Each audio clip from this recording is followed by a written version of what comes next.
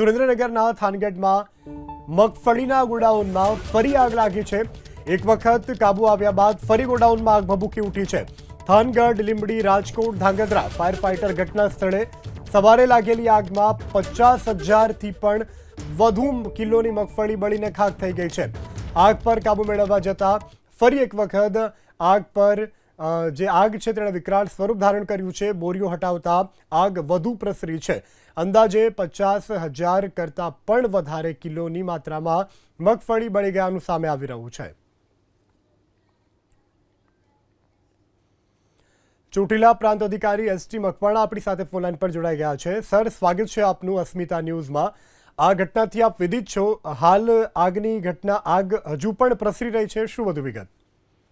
હા, આગ છે આગને પહેલા તો સંપૂર્ણ કાબુમાં લઈ લીધી હતી, પરંતુ પાછો જે પવન આવ્યો અને એને જે ઓક્સિજન મળ્યો એના લીધે પાછું જે આગ જે કાબુમાં આવી હતી એ પાછી થોડા સમય માટે પાછી આગ છે એ પાછી સ્વરૂપ ધારણ કર્યું હતું, પરંતુ ફરીથી પાછો પાણીનો મારો કરી અને અત્યારે પાછી સંપૂર્ણ કાબુમાં લઈ લીધી છે।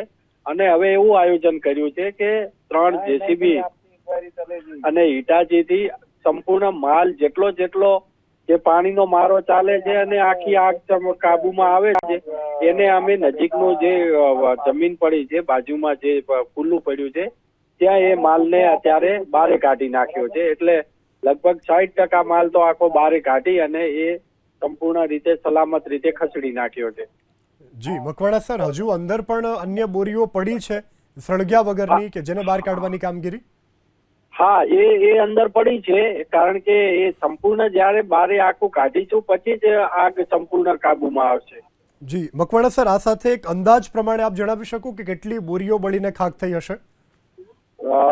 અંદાજિત લગભગ 2000 થી આસપાસ બોરીઓ, એટલે કે જે સ્ટેકની ઉપરની 4-4, 5-5 લેયરની જે છે એ બોરીઓ બળી ગઈ છે। એટલે અંદાજિત 2000 ની આજુબાજુ તો બોરીઓ બળી ગઈ છે। જી, હજુ અંદર કેટલી બોરીઓ પડી છે બળ્યા સિવાયની? બળ્યા સિવાય લગભગ 5,000 જેવી બોરીઓ છે। જી મકવાણા સર, આ સાથે ટોટલ હશે કે આ ગોડાઉનમાં આટલી મગફળીનો જથ્થો છે, એ ટોટલ કેટલો જથ્થો હતો મગફળીનો? ટોટલ 25,000 બેગ હતી। જી, ટોટલ 25,000 બેગ ગોડાઉનમાં ઉપલબ્ધ ટોટલ 25,000 બેગ હતી। એમાંથી લગભગ 18,000 જેવી બેગ તો છે ને બહાર કાઢી નાખી, 18,000 થી 20,000 કાઢી નાખી। જી, તો અત્યારે આગ પર સર કાબુ મેળવવામાં આવ્યો છે? અત્યારે તો આગ ઉપર સંપૂર્ણ કાબુ છે। અત્યારે પણ વચ્ચે કલાક પહેલા છે, એ કલાક પહેલા ફરીથી પાછી આગ સ્પ્રેડ થઈ ગઈ હતી। જી મકવાણા સર, એબીપી અસ્મિતા સાથે જોડાવા બદલ, માહિતી આપવા બદલ, વાતચીત કરવા બદલ આભાર। તો જે રીતે એચડી મકવાણાએ જણાવ્યું છે કે ઘણી બધી માત્રામાં અંદર ગોડાઉનમાં જે મગફળીનો જથ્થો હતો તે રાખવામાં આવ્યો હતો, પરંતુ હાલ આગ પર સંપૂર્ણપણે કાબુ મેળવી લેવામાં આવ્યો છે। સંવાદદાતા જિગ્નેશ પંડ્યા ફોનલાઈન પર જોડાઈ ગયા છે। જિગ્નેશ, શું વધુ વિગત?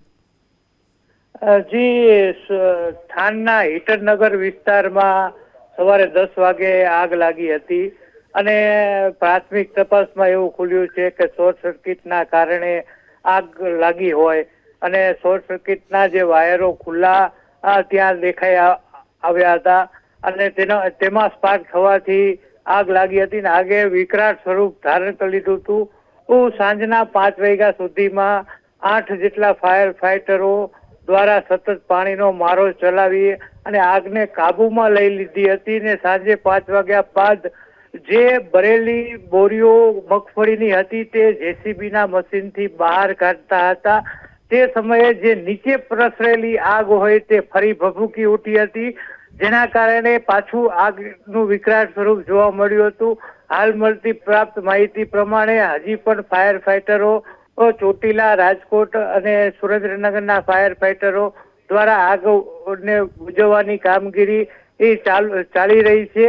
ત્યારે પ્રશાસન દ્વારા પણ જેસીબી અને હિટાચી મશીન બોલાવી અને જે ગોડાઉનમાં જે મગફળીની બોરીઓ પડી છે તે બધી બોરીઓ બહાર કાઢી અને સુરક્ષિત જગ્યાએ મૂકે અને બાદમાં પાણીનો છંટકાવ કરવા કરવાથી એ આગ કાબુમાં આવશે તેવું ફાયર ફાઈટરોનું માનવું છે. એટલે તે પ્રમાણે એ કાર્યવાહી હાથ ધરવામાં આવી છે.